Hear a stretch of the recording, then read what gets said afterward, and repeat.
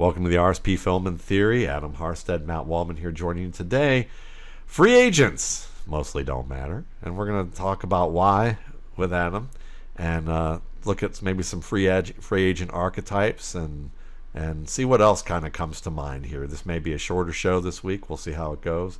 Been kind of a busy week on this end, but Adam, always a pleasure for us to join us for another week of this, and let us, give us some ideas about what you were working on this week in terms of how to find gems on the waiver wire. Yeah, I talk about this a lot. Is it you or Sigmund who has the fantasy football as a three-legged stool? Like, you've got the three paths of talent acquisition. You've got the draft, you have trades, and you have waivers.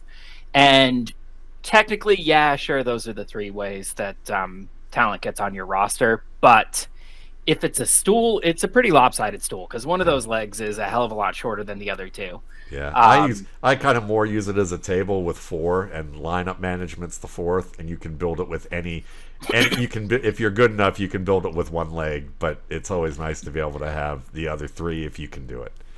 I was about to say, yeah, for sure. I mean, I acknowledge that those are the four legs, but I'm not going to put any drinks on that table because it's tilted at like a 45-degree angle. One of those legs is just really, really short, a little bit sketchy. And it's, That's a good ramp. Sure, absolutely a great ramp. If I was doing some skateboarding around my house, that'd be fantastic.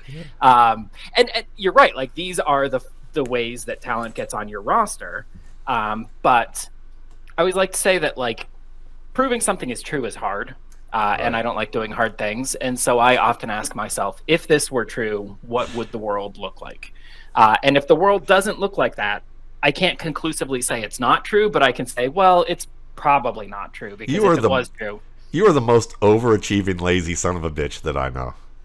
I don't overachieve. I achieve exactly what I intend to and nothing more. Okay. Like, I'm a big under promise and under deliver kind of guy. I maybe I need to get to know you a little bit better, but I gotta see, because I think there's a little I think there's a little lack of self-awareness on that end. See, I don't know. I mean, I think if you asked a lot of my high school classmates where I'd be 20 years from then, like, I don't think according to expectations, and I've written before that expectations are bullshit. Like, nobody gets to set expectations for you except for you and then any people that you choose. Like, my wife absolutely gets to set expectations for me. That's part of marriage. That's what I agreed and signed up to. But, like, Steve from 11th grade biology doesn't get set expectations for me. And, like, we need to have Jimbo on Twitter doesn't get to set expectations. We need a Steve from 11th grade biology as like a segment on this show now, I think. We'll call him, see how he's doing. Exactly. But yeah, and I get that all the time on Twitter. Like, oh, hey, you should do this. And I'm like, you can do that if you want. I'm just going to do what I want to do. Like, unless I'm married to you, or like we brought you into this world as fresh life, you don't really get any claim on like what I do with myself. You're welcome. I love that you guys enjoy what I'm doing with myself. I'm super happy to have you along for the ride. I'm very open to suggestions, but ultimately I'm just going to decide what I'm going to do for myself. Anyway, that was kind of a sidetrack. So I like to say, if the world, if this thing was true, what would the world look like? And so my thing is, like, if waivers mattered, what would you expect to see? And you would expect to see that, like, top teams have lots of waiver wire gems on them. And if you look at, like, the top teams in your dynasty leagues, if you look at the top teams in your redraft leagues, how much of their starting points on any given week are coming from guys who they got off waivers, not counting like 1 week by week fill-ins, or like just where you're plugging in and getting whatever points you can, but like how many of the difference makers and the actual advantages they're enjoying came from waivers. And there's, like blips here and there. My wife has a fantasy team this year, and she got Kareem Hunt. And he's been, putting some very solid points in her lineup, at least until Pacheco gets back. But if you look at, like, I have a spreadsheet where I track my dynasty teams, because I'm that way very, very extra. And I'll track like acquisition source over time. And, like 5% of my player starts are going to guys I got off of waivers. And I, like historically one of the more successful managers off of waivers. I got Adam Thielen, I got Austin Eckler. Me too. I've gotten a revolving door of serviceable tight ends, Jake Ferguson, Dalton Schultz, etc. So you're probably not going to get value off of waivers. It's not that you're definitely not going to get anything off of waivers. It's not that you can ignore them because the potential for value is there. But by and large, you should just assume that you're not getting anything off of waivers. And if you do get anything, that's a pleasant surprise. 80% of your team's fate is decided by the end of the draft. As depressing as that is, that's kind of the reality of fantasy football, that like 80 to 90% of value, especially in redraft, it's already on the team it's going to be on by the draft. But with that in mind, I said, if we were to pretend that we were going to get value off of waivers, where would we probably find it?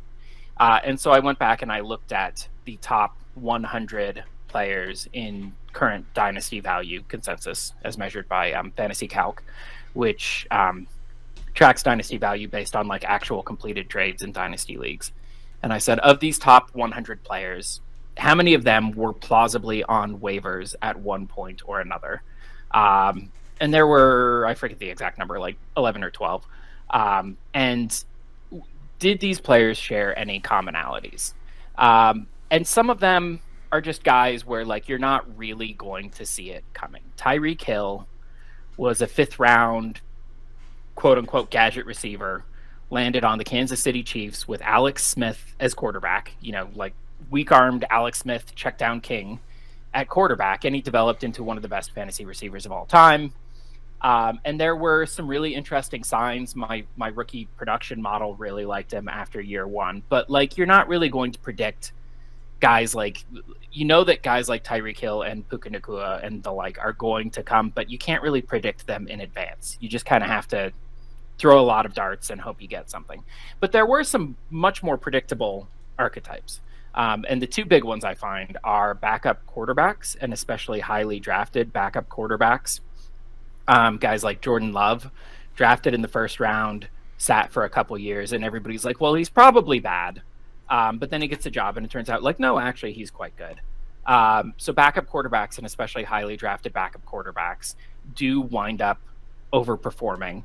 The downside to that is there's a cost, because often you have to hold them for multiple years, and that carrying them carries a cost as well. But one hack I really like there is at the end of the year, when my team's eliminated or like going into the championship game, I'll cut all the guys who probably don't have long-term value, especially defenses. You really shouldn't be carrying defenses over the offseason unless it's just like an extraordinary and I'll add, backup quarterbacks. That's one of the priority guys I like to add, just so that like you can kind of see, are they going to get their shot next year? If so, maybe hold on to them. If not, if it's going to be another year, that's fine. Toss them back and you make room for some rookies. So backup quarterbacks is one. And then the other one is backup running backs. And while the quarterbacks tend to be highly drafted, the running backs tend to be later draft picks. But typically it's a running back who like the organization has expressed some sort of confidence in, or they're making moves that show that they like this guy. Like Chase Brown with the Bengals looks fantastic right now. He could potentially be a top 12 running back the rest of the way. I got him off of waivers in a couple leagues. But when I added him, like the Bengals were already talking about how much they liked Chase Brown. He didn't have like a great profile, but the Bengals were making moves showing that they had Chase Brown in their future. And they brought in veteran competition, but they had made that commitment, and so that made him a target worth getting. Kyren Williams was another great example where, like he didn't really have the support coming into the league. He wasn't drafted that high. He didn't really have a lot of like diehard rabid fans who were like, oh, this Kyren Williams, he's going to be the guy. Every time I mentioned him, people would like bring up all the warts on his profile. It's like, yeah, of course he's got warts on his profile. That's why he fell as late as he did. But the thing you need to be paying attention to is that the organization likes him. They're supporting him. They're talking about him. They're making moves as if his roster spot is secure. And as I always say, the guys on waivers are on waivers because we think they suck. We don't need reasons to think they suck. We already have lots of reasons to think they suck. We just need reasons to think that maybe we're wrong, that maybe they don't. And that organizational support I found is a really good predictor for running backs. So if you want to churn waivers and try to get whatever value is out there to be had, I find that those are the two big areas to focus on, is backup quarterbacks, especially backup quarterbacks who might see a rise to the starting position, and especially backup quarterbacks who were drafted highly. Michael Penix would be a great example right now where, who knows how long it'll be until he gets the starting job. Kirk's not playing poorly. He might be around for a while. Who knows? But if he ever hits the waiver wire in any of your leagues, that's absolutely a profile that's worth grabbing and holding. Tyson Bagent would be one that I've added and kept on good rosters because he looked good enough last year, and there were teams that inquired about him over the offseason knowing that the Bears were going to get Caleb Williams. And we mentioned him on a previous episode too. And then he's not a high draft pick. He's quintessentially not. He was an undrafted free agent. But he checks that, what I was talking about with running backs, that organizational support, where he doesn't have the draft capital, but the Bears are acting, and they're showing you with their actions, which speak much louder than words, that they like Tyson Bagent, and they want to be in the Tyson Bagent business, and they think he has a future in the league. Now, maybe that future is he's the next Chase Daniels and he holds a clipboard for 17 years. That's possible. But again, you're not getting any value off of waivers. Just start with the assumption that all of your waiver picks suck and are going to do nothing for you, and you'll never be disappointed. So yeah, I love backup quarterbacks, and I love backup running backs, and the running backs especially, because they tend to see bigger value spikes when they spike. Like, you look at how high Chase Brown or Kyron Williams are going to rise up the rankings relative to Jordan Love, who's probably better at quarterback than they are at running back. But that's just the nature of the position. And then also because running backs don't need to be good to be productive. It helps if they're good, and being good gives them more long-term value. But even if you're wrong about a guy and it turns out like, he's not really that good, he can still get points for you in the meantime in a way that quarterbacks don't really do. Yeah, no, I think that's great. And I think it's, this also doesn't count IDP leagues, because in IDP leagues, obviously, I was looking at my leagues and I was realizing, like, I'm counting and I'm going, I've got Kareem Hunt off waivers, I've gotten Adam Thielen off waivers. Those are guys that certainly made sense on that end. I've gotten some backup quarterbacks that I would hold on to off waivers, and then but then I started looking, I'm going, but then there's like on a 45 man roster, there's probably anywhere between 8 to 12 players total that I have gotten off of free agency, but the vast majority of them on each team was on the defensive side of the ball. And I would add the archetype of the aging defensive end who still has it and is used as a pass rushing specialist in performance leagues, or the aging safety, the Dawkins type, who used to, who was playing with Brian Dawkins, who would be with the Eagles, and then he's moving to Denver, or John Lynch, and you go, it's the career may be ending, but the points are going to be there because it's going to be a bad defense, and he's going to get a lot of tackles. And so you get the aging safety who's going to get tackles and get a lot of play like that. Cornerbacks are always there are very few leagues where you have to be particularly skilled at picking a cornerback. You can just make the active effort off the waiver wire and keep rotating through until you find somebody who's in a good situation where he's going to have to cover the primary and get a lot of opportunities to make tackles and pass defenses, and look at it from that perspective. So, I think that those archetypes make sense, and from that angle. And still, I think what you're saying makes total sense. I would push back a little bit and say, wow, you're right that 80% or more of your players are going to come from your drafts, and the gravity maybe that occasionally that you can get with a player, and you've acknowledged that, is that the gravity that one player can have is can make a difference for you, but it's still the amount of you can't get overly enamored with the lottery ticket aspect of how that can turn into. Yeah, and I'm I'm not saying I've never won a championship off of waivers. I had a championship game against Morrill a few years back where he was kind of sleeping at the wheel. Or no, it wasn't that he was sleeping at the wheel. I noticed that I had a lot more free agent bucks heading into the championship game than he did, so I just bullied him off of waivers, and I added like 8 guys that I really didn't want, but that I thought would help his roster. And I managed to, sneak them all out from him. And then I didn't start any of them, but had he gotten the guys he'd wanted, he would have beat me. Yeah. So it pays to pay attention to the waiver wire, and there's really no reason not to, because it's, even if the gains are small and unpredictable, they're free. Right. Free money is free money. IDP is very different, partly because defensive play varies so much more from year to year. Yeah. And it's so scheme dependent compared to most offensive positions. Running back might be a big exception. And then also, I love that you mentioned older pass rushers, because we were talking about last year how careers are getting shorter.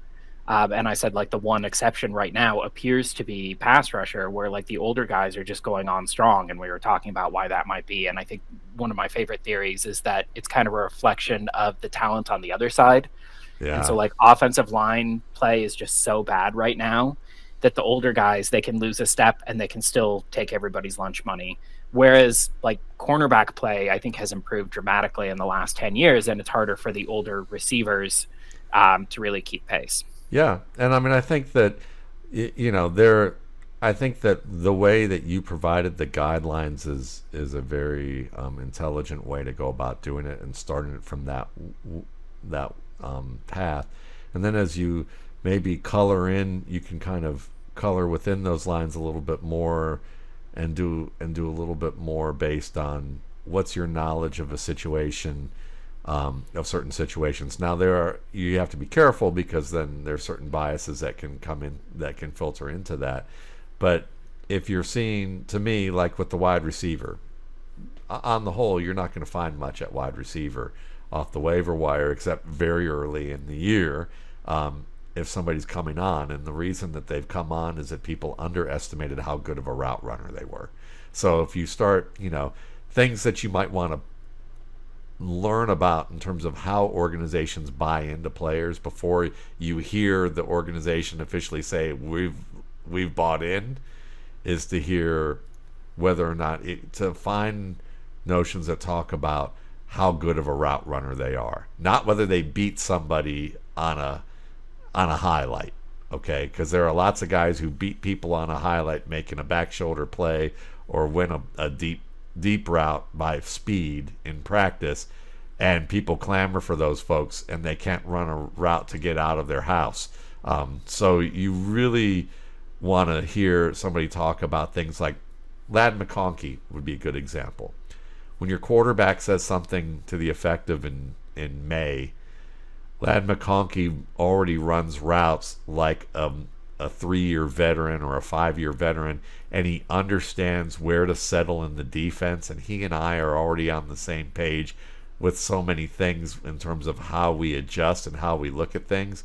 Those types of things translate.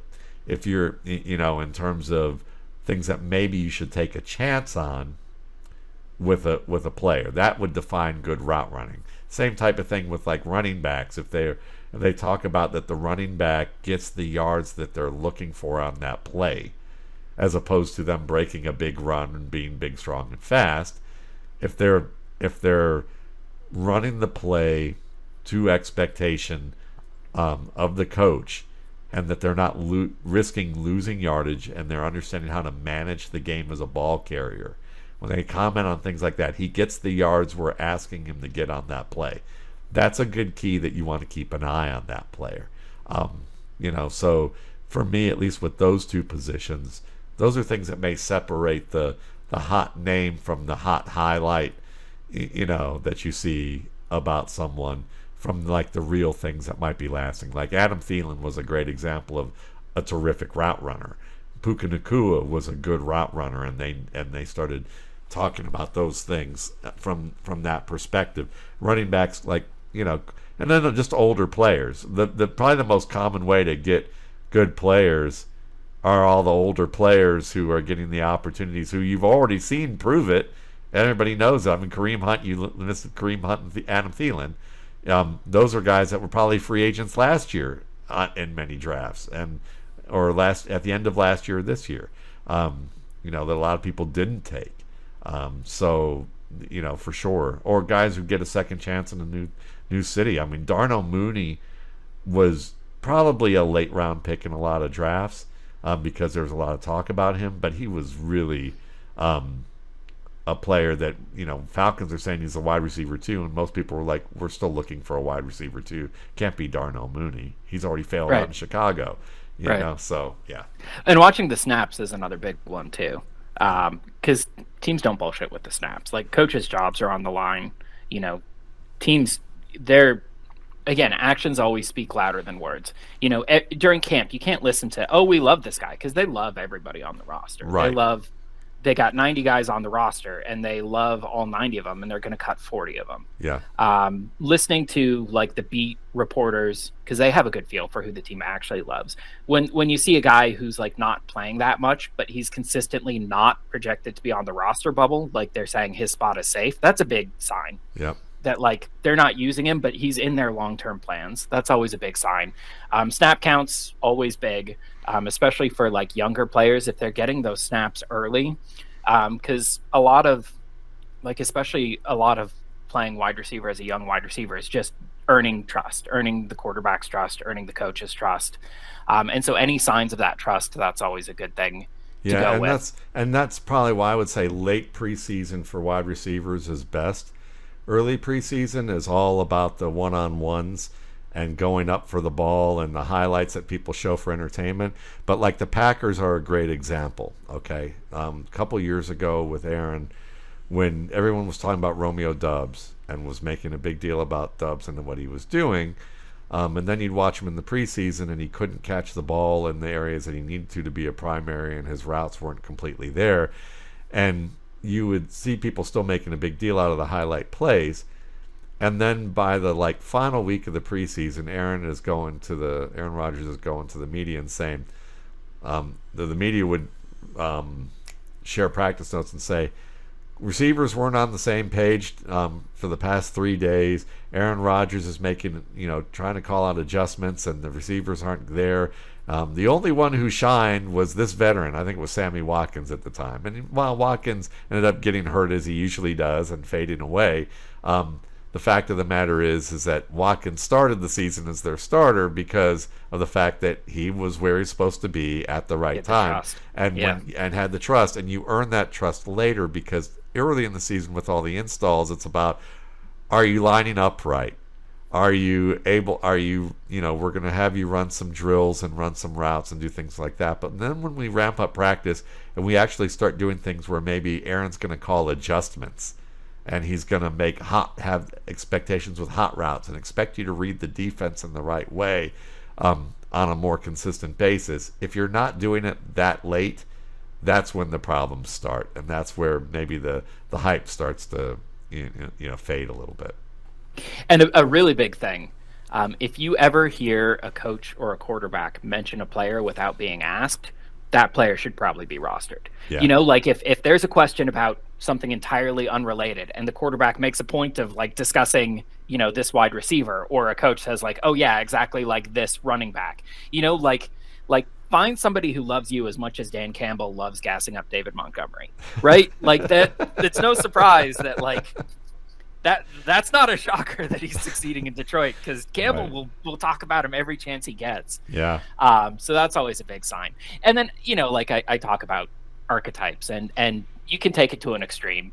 A friend of ours at Football Guys, Jordan McNamara, he's every spare roster spot in Dynasty should just be backup running backs. If there's any backup running backs on the wire, go ahead and roster those guys. And I was in a league with him, and it was a 24-man roster.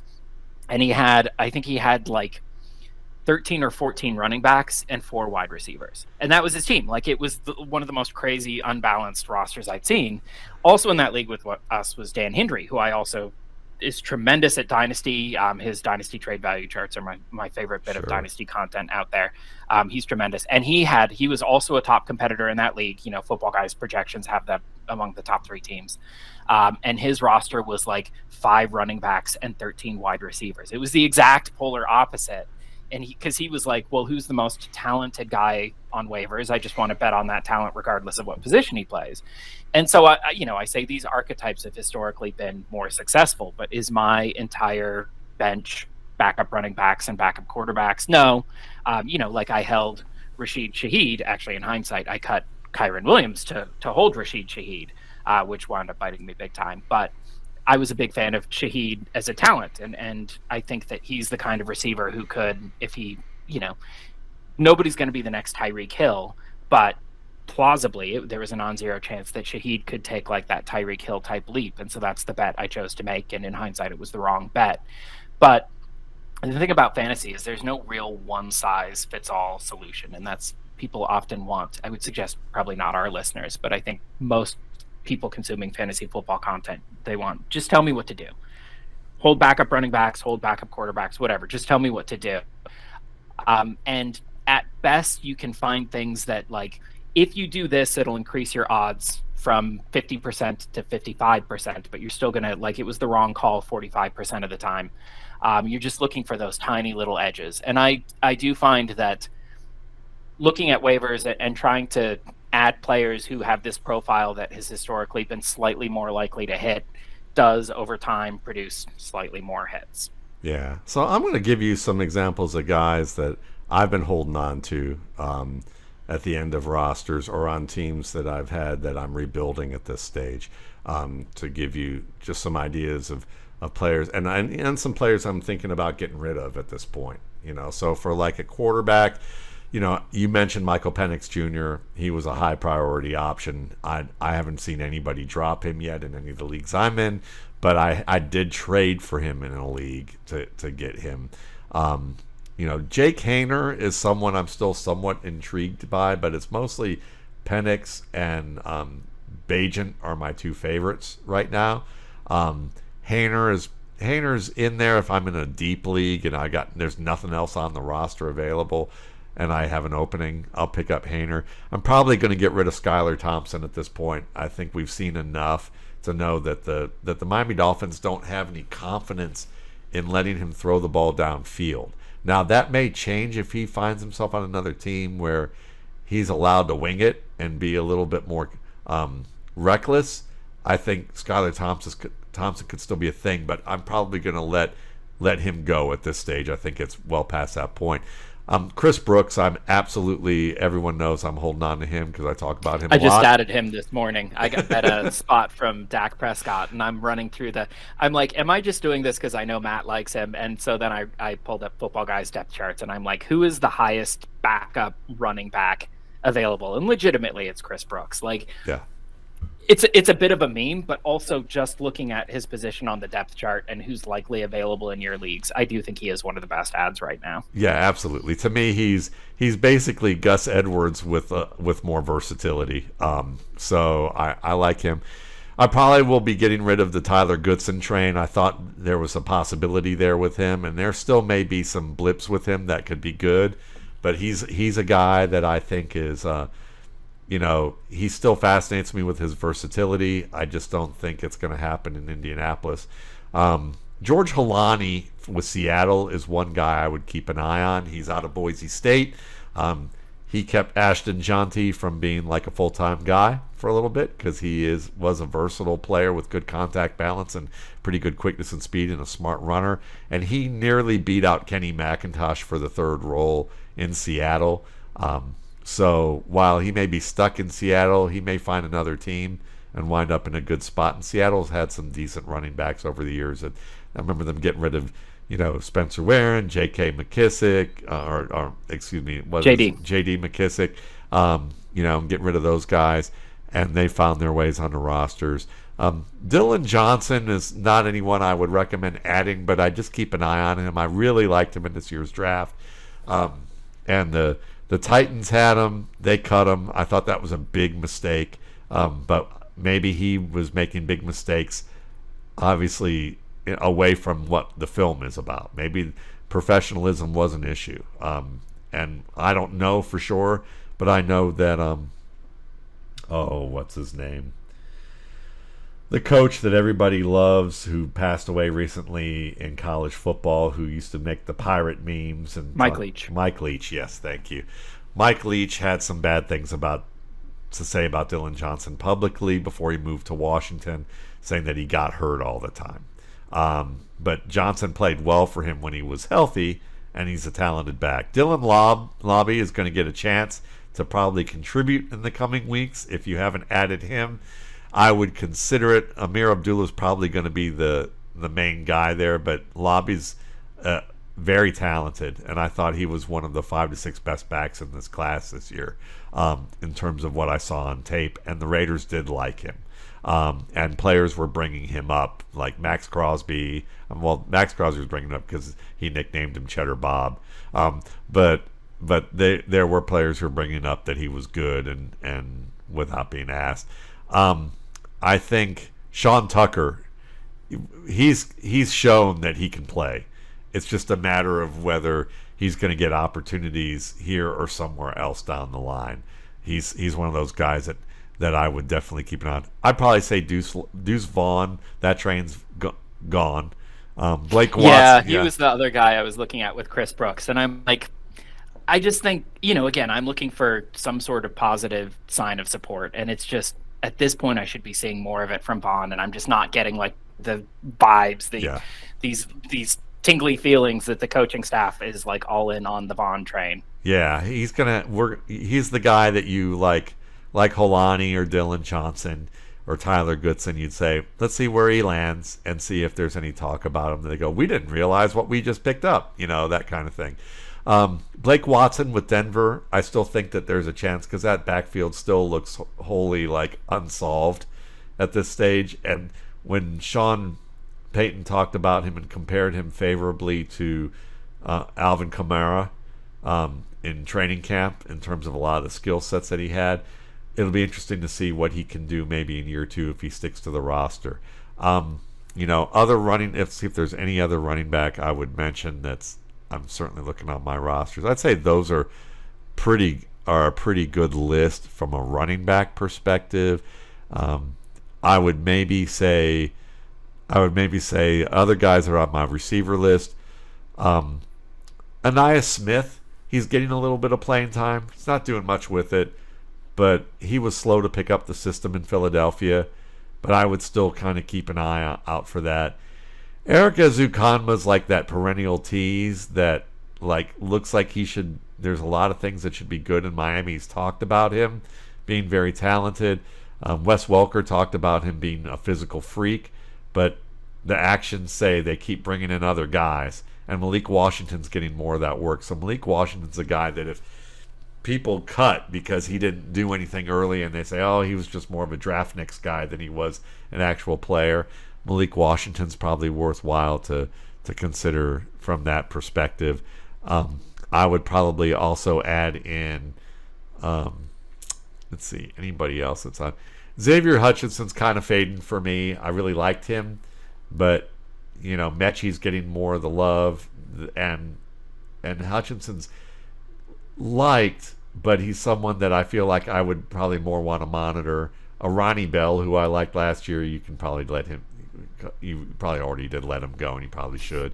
I'm just trying to think of guys that are in like deep situations like this that might be on those lists. But those are the ones. The only tight end I can think of that I really want is Charlie Kolar as like a stash.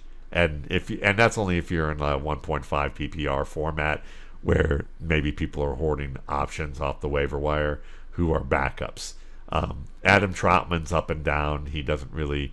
I think he's more. I think the ship sailed on Troutman. He's had too many chances at this point. Yes, he's a good backup. That's all he is. But Kolar, I think, has shown a little something, and the team likes him. It's just he's stuck behind 2 really good tight ends. Yeah, I honestly, I never have any trouble finding tight ends I like in just standard like 1 PPR or more standard scoring leagues. Like guys like Darnell Washington, Brenton Strange, Noah Gray, Tucker Kraft, Luke Schoonmaker, just always bouncing on and off my roster based on who has the chance at the moment to maybe do something and see a spike in value. Those are great names, and I should have mentioned them, but I thought of them as roster honestly, guys. Yeah, but the you're problem right. with tight end is just there's so many that I like at any given time, and so typically I add like any running back or wide receiver I feel any good feelings about at all, I'll add. And then when I run out of names, I'll just fill the rest of my roster with these tight ends. Because the problem is, George Kittle notwithstanding, Mark Andrews notwithstanding, typically when they hit, you're getting like Dalton Schultz, Jason Ferguson, or Jake Ferguson. That's a positive outcome. They're like tight end 8. And that's a good outcome. For somebody you got for free, that's a positive outcome. But it's not really making a huge difference. Like typically when they hit, and you can't really trade them. That's why there's so many available on waivers in the first place, is because nobody except for me likes them. So I try to fight my desire to roster as many tight ends as possible, because I know that's not a move that's going to pay off, but I just love adding them. Yeah. Cade Stover's another one that I would keep an eye on. I've added him in a roster. I'll give you a defensive tackle just as one that I would say if we're going to go far, because it was recommended to me and I've seen it starting to have some moments of dividends. I'll put it that way. It's Washington's defensive tackle out of Illinois, Jerzon Newton.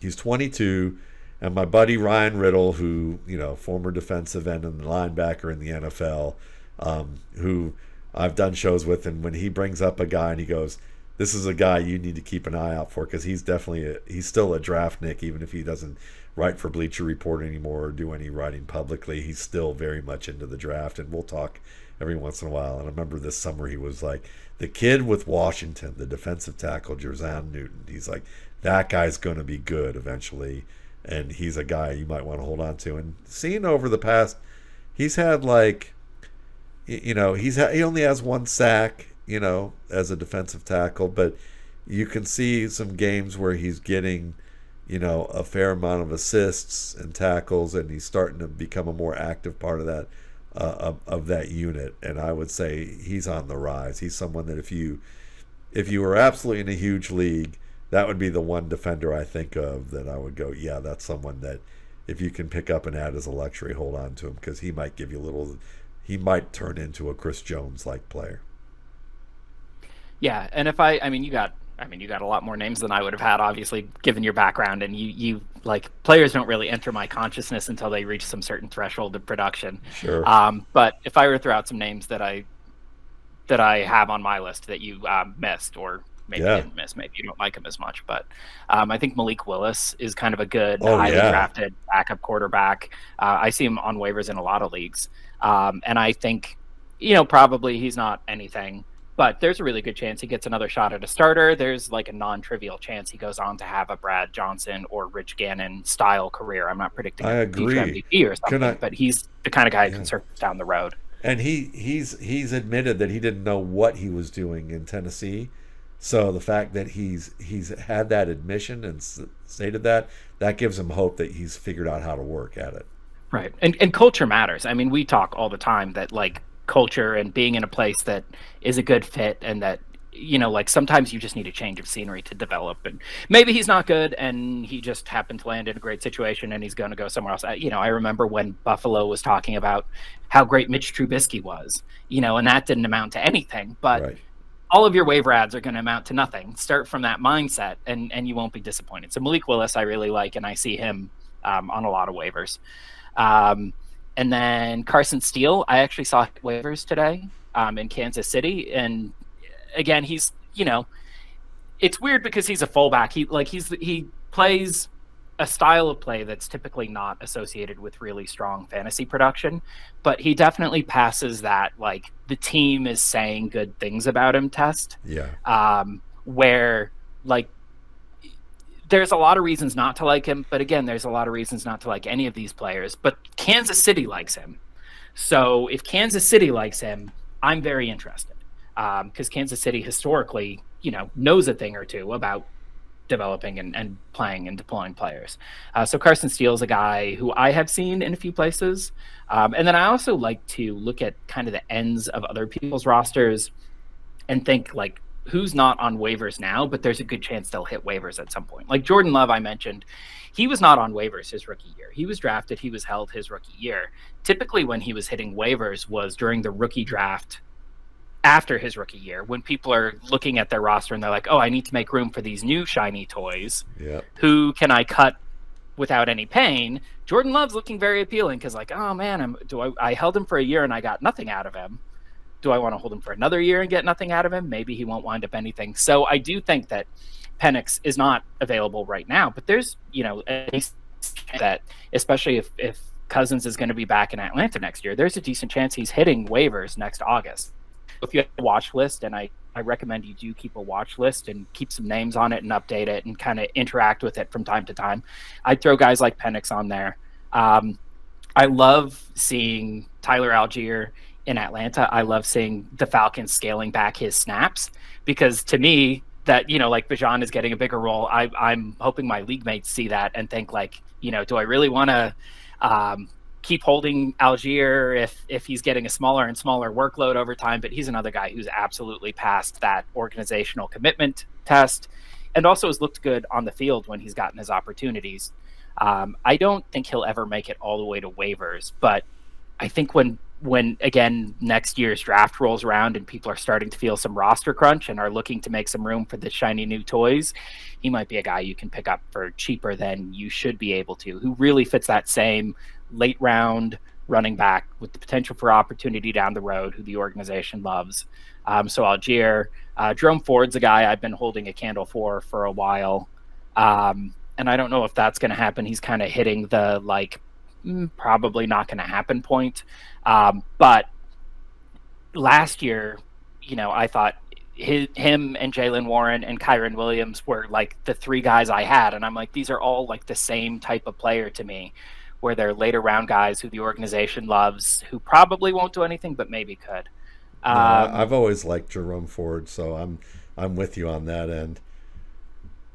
Yeah. So I'm looking at my watch lists and seeing if I have anybody else interesting. That looks like about all, okay. Other than, several of the guys that you mentioned. Well, we have one other subject that I realized that we were going to touch upon at the end of last week, and I knew it was going to come to me. And that's that we forgot a very important dented can last week. And when you mentioned him, we both kind of slapped our foreheads and McFly'd that one because we were like, yeah. So, I found one more name on my watch list. Okay, this good. is a guy who I really should be giving up hope on. I don't want to do the whole as soon as the show ends, be like, oh, I should have mentioned this guy too. And I should probably be giving up on him, but he's still only 4. Daniel Bellinger was another tight end on that whole I just love so many second string backup tight ends, and I know that sometimes it takes a while to learn the position. So Daniel Bellinger was the last name on my watch list that I hadn't mentioned yet. Gotcha. Okay. Well, we're going to talk about Chris Olave as a dented can because I think we'd be remiss about that. The dented can. Yes, exactly. I mean, when you look at this guy, obviously hasn't been a great match with Carr. He's been hurt multiple times. This New Orleans team seems to be in turmoil, but we know that he's a receiver who could play all 3 positions if you need him to. He has good after the catch skills. I would say he was every bit as talented as Garrett Wilson and a better player coming out than Garrett Wilson was. And I think we saw that early on. It just hasn't manifested in what we hoped it would due to all the reasons mentioned just a minute ago. Yeah, so I do my rookie yards per route run, my production model, where you look at the factors of a player's rookie season that historically translate to production down the road. And last year when everybody was selling Drake London, I'm like you don't understand, the raw numbers might not be there, but the underlying fundamentals, Drake London is the 14th best player in this model. The guys around him, it's like a who's who. The 3 names ahead of him were AJ Green, Keenan Allen, Julio Jones. And then there are a few misses after him. Mike Williams, Juju Smith-Schuster, who wasn't a miss. He was just, kind of a middling outcome. Kelvin Benjamin, Hakeem Nicks, who got hurt. But then Michael Thomas, Rashee Rice, Stephon Diggs. Like, the players in this range are fantastic bets, as good of a bet as you're going to find. And if you're selling on Drake London right now because of short-term concerns about his situation, you're missing out on the potential for massive upside. And we've seen that was very short-sighted. I mentioned London was 14. Same methodology, same sheet. Chris Olave's 7th best rookie since 2008. It's Odell Beckham was number 1, then Jamar Chase, Justin Jefferson, A.J. Brown, Puka Nacua, Mike Evans, Chris Olave, Marcus Colston, Terry McLaurin, A.J. Green, Keenan Allen, Julio Jones. That's the top of the list. Like, who's the worst outcome on that list right now? Terry McLaurin, probably, who we know is a star, he keeps rolling snake eyes. And he's been a very good quality fantasy receiver. He just hasn't been this high-end wide receiver 1 that like everybody else on that list. But if that's the downside for somebody with Olave's profile, like, that's a down. And Olave actually understands how to catch a football. Terry McLaurin, I would say if Stickum were actually allowed in the league, I would accuse him of actually having some Army grade Stickum all over his chest, because there's no fucking way he should be able to be as consistent as he is catching the football as he does. He is literally the fucking bumblebee of wide receivers in the NFL, where it's just, by the laws of physics, it should be impossible that he has the catch rate that he does. I admire him for that, but it's like I say all the time, I would bet against him, not 10 times out of 10 and still feel okay about it. It's not exactly teach tape, that's for sure. No. But some of the greatest people in terms of what they do, oftentimes that happens. One of my absolute favorite musicians, who was probably one of the greatest musicians of the past 100, 200 years, I would say his name was Michael Brecker. Most people don't know who that is. He was a saxophone player, and he probably played on well over 1,200 albums in his lifetime, ranging with people like Joni Mitchell to Cameo to great jazz musicians like McCoy Tyner, and he was literally the next person who took what John Coltrane did as a musician and built a bridge to the next spot. And he infused what Coltrane did with what like R&B was, and funk, Sly Stone and James Brown and people like that, but also meshed it with a lot of what he did, from a jazz perspective. He was an absolute brilliant musician, and you may never have heard of him, but unless you don't have a TV or don't have a smartphone that has sound, I guarantee you've heard him thousands of times, whether it was even in jingles or in commercials or on Saturday Night Live or back in the early 70s and all this stuff. But the point is that he had unbelievable, just prodigious technique. Like, I was trying to play along with some of his stuff last night and got to the point where there were certain things that it's like the martial artist punching through Pulp Fiction, not Pulp Fiction, Kill Bill, where Beatrix Kiddo goes to see the wise master, and she's punching that big thick, tree size board, with the 1-inch punch training on it. I feel like when I go and try and play a Michael Brecker solo, I'm like, well, I'm still about 10 years away from being able to sound good playing along with that, even with the music there, and all I can do is laugh, because his technique is so prodigiously great. And it's like I'm playing it along with a soundtrack and the written notes. He made that shit up, so it's like, but what's funny is there was a guru with him who's really good about the technique of how to produce a great sound And with the saxophone, it's interesting because while it has a lot of keys, it's really a lot more like the trumpet than people realize, where you're actually having to do a lot of vocalizing with your throat and the position of your mouth to where you hear the tone and then you produce it by adjusting through there to be able to make sounds and bend notes and do all sorts of things. And there's a great musician who used to play in an NBC orchestra with Arturo Toscanini when he used to direct it, who played all sorts of different wind instruments, and he would teach these techniques, and he was known as this like guru for technique. And he taught Michael Brecker, and I remember for a little bit, and they didn't have too many lessons, because literally he just looked at Michael Brecker and said, I don't know how the fuck you do any of this stuff, because you're doing it all wrong. And so, I mean, I don't know. That's just my that's just my little story to share, because I find that a lot of people reinvent things that are traditionally what you wouldn't expect, or they just do it in spite of what is good. Yeah, it's convergent evolution. Where like there's typically like a best way to go about it, but like if you look at nature, you see actually there's like lots of different ways that nature has produced kind of the same effect. Adrian Peterson should have never been able to jump cut like he did and get yards in the manner that he would. He was another example of a guy where you're going, you're so inefficient, but then look at what you've done. So Right. Yeah. At some point where, like you can teach like this is how it should be done. But at some point, like you reach a certain point where you're like, all right, I'm not telling you should. Like what you're doing's working. I'll probably like if you try to do it the way I want you to do it, it probably will stop working. So just do it the way that you're doing it. Right. That's fine. Right. It's whatever. I'm not going to try and fix you. There's nothing broken here. Exactly. Yeah. And, I like McLaurin a lot. I don't think he's going to live up to kind of the comparisons that he's drawing in this sample at this point. No. The ship has kind of sailed. He'll kind of be one of the what ifs for me, where like I think his career could have taken a very different route. I don't think the people who steamed him up were necessarily wrong. I just think that sometimes the NFL is like that and things break that way.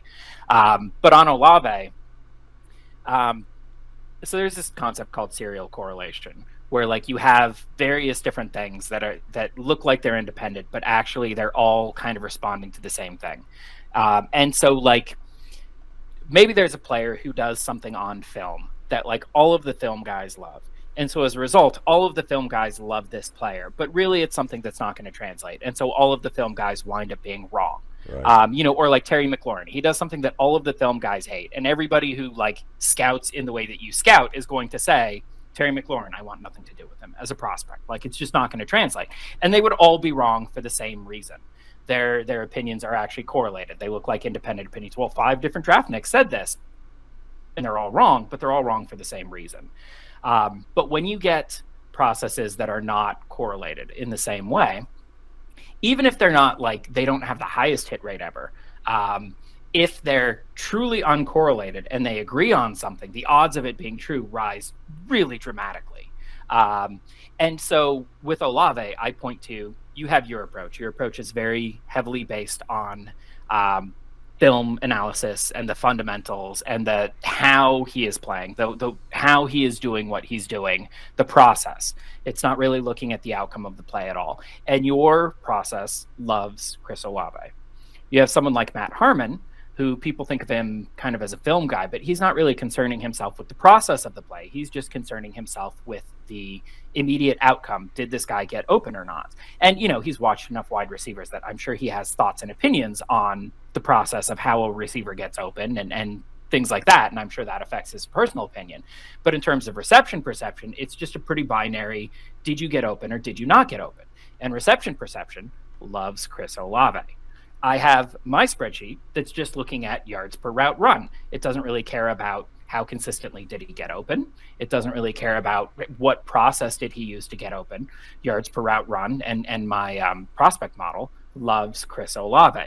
There's other predictive stats like percentage, like market share of a team's air yards loves Chris Olave. These are 4 distinct processes. And I'm not saying there's no correlation, whatever, because all of these are responding to the same facts on the ground. They're responding to what did Chris Olave do on a football field. They're evaluating it in different ways, though, so they're more uncorrelated. And the odds that all of these processes absolutely love a player for completely different reasons, the odds that they're all wrong just plummet. Like, everything we see says that Chris Olave is on a superstar trajectory. And I'm not saying there's no chance that that's wrong, but in terms of like a guy who's not currently valued as a top 10 wide receiver, I don't think there's anybody who has nearly as bulletproof of a case to ascend into that top 10. And the fact that, you know, like he's not even really in the top 20 dynasty wide receivers right now, I think presents just like an incredible dented can buy opportunity, because he hasn't fit the best with Derek Carr. They've certain their moments, and I've talked in the past about how like I go back and forth on Derek Carr. Like, just when I'm in, he pushes me out. Just when I'm out, he pulls me back in. But I think he's played pretty well this year. I mean, like too well for New Orleans' sake. I think New Orleans' sake. I think New Orleans would be better off if Derek Carr was a worse quarterback, and it would be easier to move on from him. But I think he's playing well enough that they're going to be like, well, can we really just part ways with this, who's honestly a fairly good quarterback? But Olave hasn't really meshed as well with him, and he's dealt with some injuries. And as a result, we've had this like really bizarre, in my opinion, buy window where I feel pretty confident. To me, Chris Olave is the number one buy in Dynasty right now. Yeah, I would agree with that completely. Now, by your sake of looking at all these different methods like that, then I mean, how likely is it then from that alien show that I watched this past Friday on my day off, where they posed the idea from anthropologists to military experts to CIA agents and farmers, that maybe these aliens are actually human beings evolved who came back from the future. That these gray, the grays with the big eyes, that was like the whole Netflix spoiler. Sorry, folks, if you were planning on watching that, but the whole idea was these disparate sources all kind of seem to come to the point that maybe these are people from the future as opposed to people from outer space, and that Occam's razor is that's the simplest explanation that could possibly be there. So the question is, how likely is it that Chris Olave is a human from the future who's been sent back in time to play football with Derek Carr? I like that response. Place pretty low probability on that. I would think that if the humans from the future were going to send somebody back in time, he might look like Chris Olave. They probably would not send him back to play with Derek Carr, though. I think they'd probably send him back to play with Josh Allen or Patrick Mahomes, would be my guess. Unless it was like an evil genius and he decided to bring, bring Josh Gordon back, or I don't know what, or they were punishing people, but I don't know. Maybe they're punishing Chris Olave. Maybe this is all part of an elaborate, like he did some unspeakable crime in the future, and his punishment is, we're going to send you back in time and you'll be a superstar, but people will not really acknowledge it, and also you'll be stuck with Derek Carr. It was funny too. So my prior on Derek Carr has always been that like the guy's a phenomenal teammate. In part, like people seem to really like playing with him, and like how he responded to Henry Ruggs. And that whole tragic situation, I think, really raised my estimation of him. But when he got Olave hurt with one of those hospital balls, it was really eye-opening to me to see how many former Saints were like coming out of the woodwork. Like Michael Thomas was on Twitter, and he's like, that's fucking Derek Carr for you. Like, nobody who played with him is the least bit surprised. No. So that's a prior I've definitely had to update. Yeah, that's for sure. It's fascinating how that works, and it just shows you too of how much of an adversarial relationship there is with the media and players, and how players are in lockstep of guarding that, when they're teammates, because they know the ultimate sin as a teammate is to basically you don't mess with another man's payday. Exactly. So that's exactly what's going on. But listen. We appreciate the fact that you've joined in on us. This hasn't been a punishment for us. Well, maybe it wasn't for me. It might be for Adam. I don't know. But we appreciate him enduring it. And we hope that we hear from you in the near future. And, we'll be back next week. And thanks and good luck with everything.